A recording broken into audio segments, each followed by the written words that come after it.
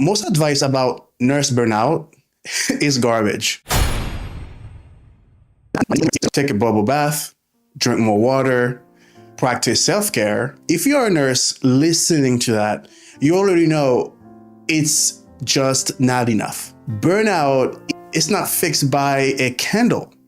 It's fixed by changing the things in your life and your work that are quietly draining you.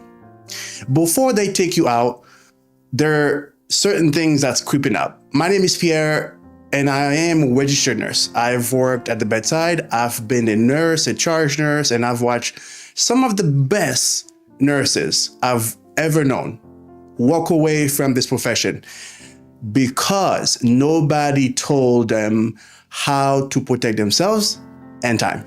Today, I am going to give you 7 things you can actually do starting this week to prevent burnout before it happens. Not after, before. Let's get into it. Number 1,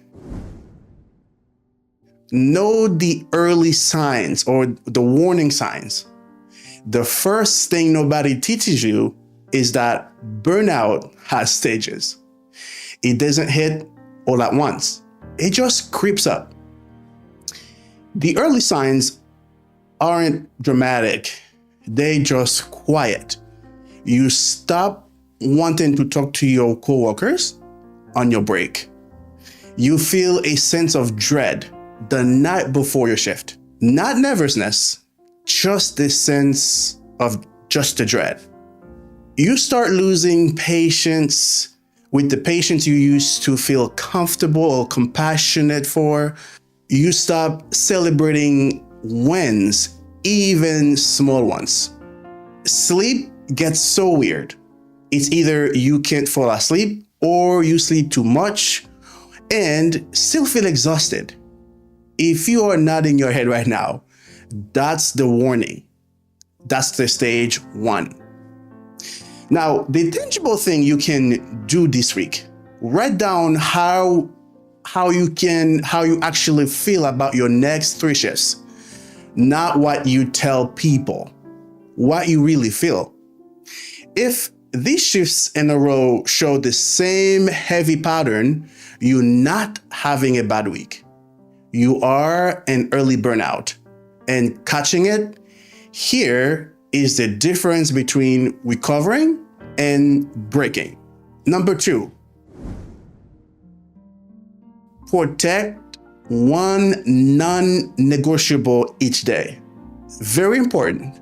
You cannot control your patient load or whatever's coming, your shift.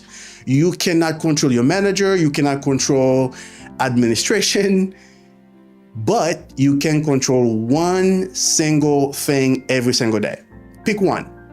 Non-negotiable. One thing that is yours every day, no matter what. For some nurses, it's a real meal eaten sitting down, not at the nurse's station, not while you're charting, sitting down. For others, it's a 30-minute walk before and after your shift, no distractions and no phone. For others, it's 8 hours in bed, even if sleep doesn't come early enough. Just pick one. One, make it small enough, it's protected even on the worst day. The reason it works, burnout grows in space where nothing is yours. One protected thing per day remind your nervous system that you still own part of your life. It's not optional. That's a defense system. Number 3, stop ignoring or not taking your breaks. I am guilty of that. Here's the bad truth, right? Here's the hard truth. If you skip your break, you're not being a hero.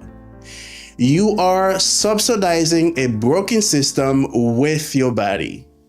Every break you skip teaches your unit that the work can be done without breaks.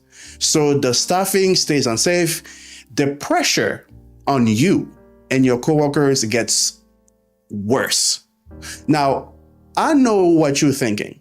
Oh, if I take my break, the work doesn't get done, or my coworkers suffer. Now, I want you to listen very carefully. You taking a break is not a problem. The problem is a unit staffed at a level where one nurse stepping away breaks everything. That is not your fault. It is not yours to fix, honestly. Now, I want you to do one thing for me.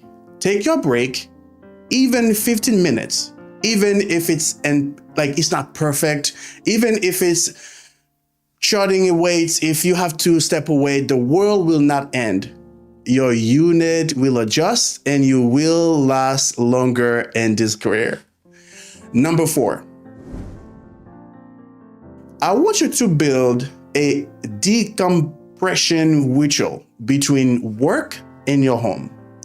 If you basically done with your shift, your 12-hour shift, and you go home and you have to be a partner or a human being, you are carrying the entire shift home with you. That's how burnout bleeds into your relationships, your sleep, and your sense of self. You need a decompression ritual, something physical that signals to your brain the shift is over.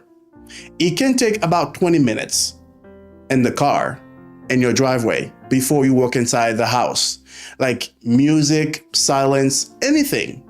It can take like a change and changing your clothes the moment you get home.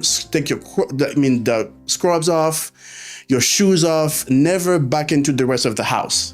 It can take 5 minutes. Shower, and I tell you, do not talk to anyone after you relaxed. Pick one. Do it every single shift, not just the rough one. Now, this single habit would protect your home more than any other piece of advice in this list. Number 5, find one person you can be honest with. Nurses are surrounded by people, and most of us are completely alone. You can always vent to your spouse unless they're in the medical field. They didn't see what you saw. You can always vent to your friends unless they're nurses. If not, they don't get it. And you cannot always vent to your coworkers. Sometimes they are part of what's draining you. You need one person, one you can tell the truth to. Another nurse you can trust, a therapist who has the experience with healthcare workers, a mentor who's been through it.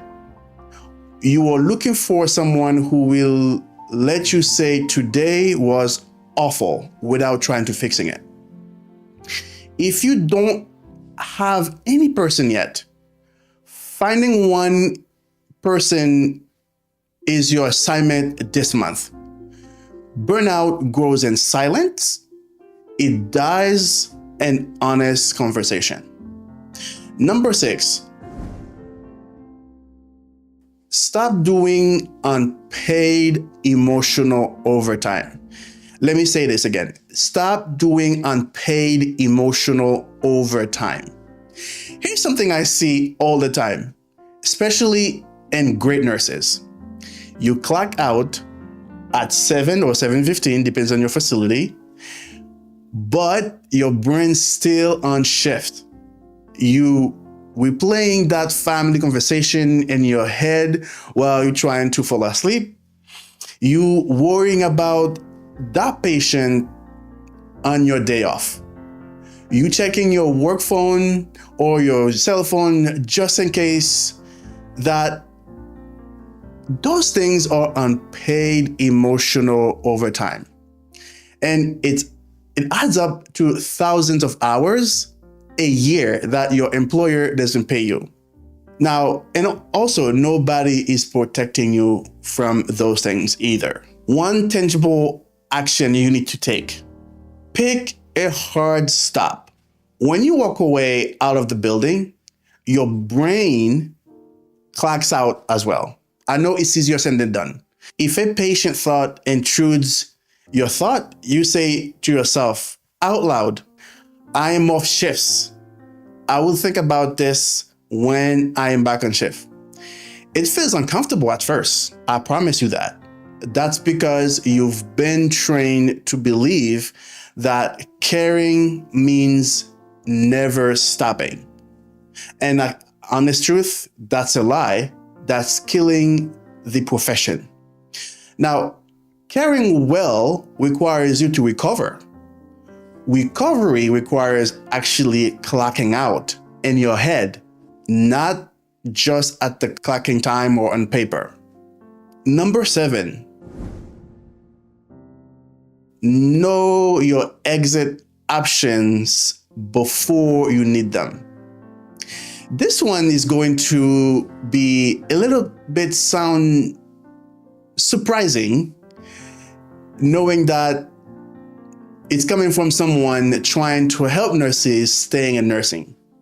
But it's the most powerful one in this list. Know your exit options, even if you never use them. Now, what does that even mean? It means knowing what other roles you would be qualifying for if you needed to leave your unit, your hospital, or even the bedside entirely. For example, case management, home health, school nursing, travel nursing, education, informatics, research, insurance, legal nurse consulting, and of course, entrepreneurship. These are dozens of paths out of toxic environment. Most nurses don't know any of them exist until they are already broken. Here's why it matters if you love your job. Burnout gets worse when you feel trapped. The moment you have options, the entire emotional weight of your current role gets lighter, even if you never leave. So spend 1 hour, just 1 hour each month, researching one alternate path. Talk to one nurse in a different specialty. Look up one different role, just one. Knowing the door exists is half of staying free. The truth about burnout. Here's the truth. I wish someone had told me when I started, you will not be saved by your unit. You will not be saved by your manager. You will not be saved by your administration. You will not be saved by the choices that you make and the small spaces of your life every single day to protect the human being underneath the uniform. Remember, we are not a machine. You are not endlessly replenishing. And taking care of yourself is not selfish. It's the only way the patients that you're taking care of, they need you tomorrow. That's the only way they'll have you coming back tomorrow to care for them. It's because you care for yourself, you take time to really focus on yourself. If this video helped you, share it with one nurse, one CNA, and one tech who needs to hear it. That's how this community grows. Comment below and tell me what you think. Which of these lists do you struggle with the most? Now, drop a comment because I will be responding to every comment. If you are in the frontline caregiver who want more contents like this, I invite you to subscribe and follow. Stick around. Again, I am Pierre Beauge, and to every nurse, to every CNA, every tech holding it together right now, I see you. I am with you, and I'll see you on the next episode. Take care.